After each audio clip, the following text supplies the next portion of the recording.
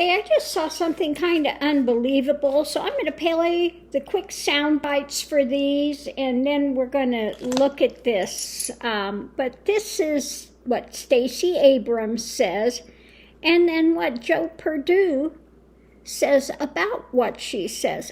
Absolutely unbelievable. So here comes Stacy Abrams. I am tired of hearing about being the best state in the country to do business when we are the worst state in the country to live. Now, somebody's going to try to PolitiFact me on this, so let me contextualize. When you're number 48 for mental health, when you're number 1 for maternal mortality, when you have an incarceration rate that's on the rise and wages that are on the decline, then you're not the number 1 place to live. Okay, and then there's the but wait, hold my beer moment. Here is what Republican gubernatorial candidate David Perdue said in response to that. Did y'all see what Stacy said this weekend? Said that Georgia's the worst place in the country to live. Hey, she ain't from here. Let her go back where she came from. She doesn't like it here. The only thing she wants is to be president of the United States. She doesn't care about the people of Georgia. That's clear. You know, when we saw in 18 what she did and what she said, oh, we're going to have a blue wave, we're going to do it with documented and undocumented workers. You know, I don't think a lot of people in Georgia understood it. When she told black farmers, you don't need to be on the farm, and she told black workers in hospitality and all this, you don't need to be, she is demeaning her own race when it comes to that. Okay, now, because she wants them to have better in their life, he says she's demeaning her race.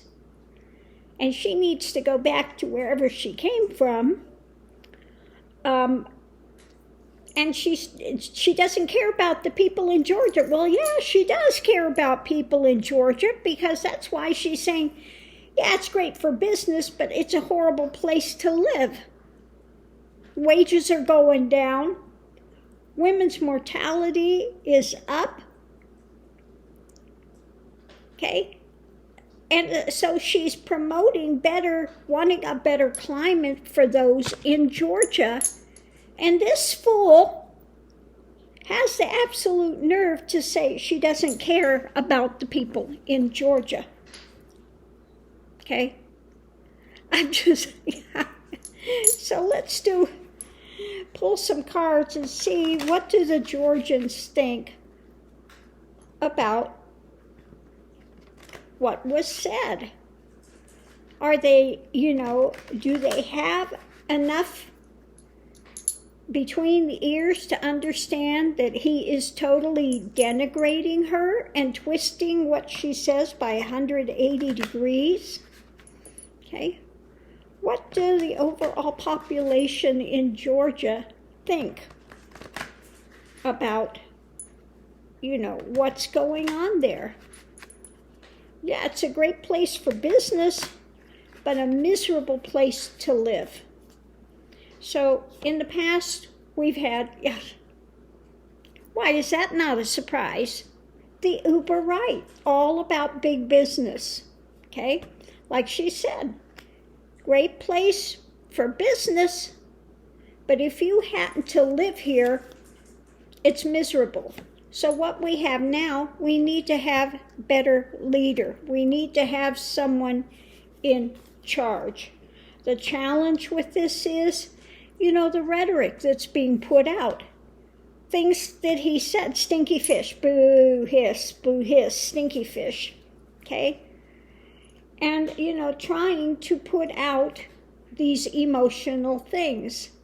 Now, the foundation of it, we have those that are coming together, like-minded people, okay? Above it, we have her out here fighting.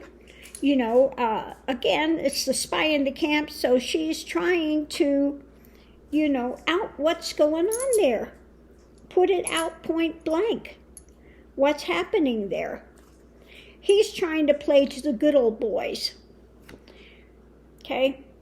So what we have between the uber right and the ones coming together, we have our laws, our rules, our laws, our regulations, the climate, of living in America, our value system, okay?